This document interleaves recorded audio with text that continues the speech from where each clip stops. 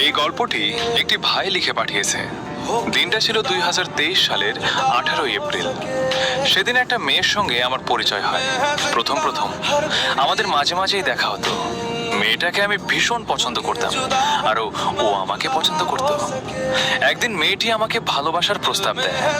যেহেতু আমিও তাকে মনে মনে পছন্দ করতাম, তাই আমামত করিনি, হাসি মুখে রাজি হয়ে যায়। এরপর আমাদের জীবনের সুন্দর দিনগুলো কাটতে থাকে, কিন্তু সুখের সেই দিনগুলো বেশি দিন ছিল না। প্রায় 7 মাস পর ওর এক বন্ধুর কাছ থেকে জানতে পারি যে ওর অন্য একটি ছেলের সঙ্গেও সম্পর্ক আছে। প্রথমে আমি কথাটা বিশ্বাস করতে পারিনি, কারণ আমি সাহস করতে পারিনি, কারণ আমি ওকে আমার নিজের থেকেও বেশি ভালোবাসতাম। মনের ভেদ নিয়ে আমি ওকে সরাসরি জিজ্ঞেস করি, কিন্তু ও পুরো বিষয়টা অস্বীকার করে। তবে সত্যিটা চাপা থাকেনি। সেই ঘটনার পর থেকেই আমার সাথে ও ব্যবহারে এক নেয় সেই ক্ষত্র সহজে সব খায় না। আর তোমাদেরও জীবনে যদি কোনো কাহিনী থাকে, তাহলে আমাকে ডিএম করো, আমি তোমাদের আজ।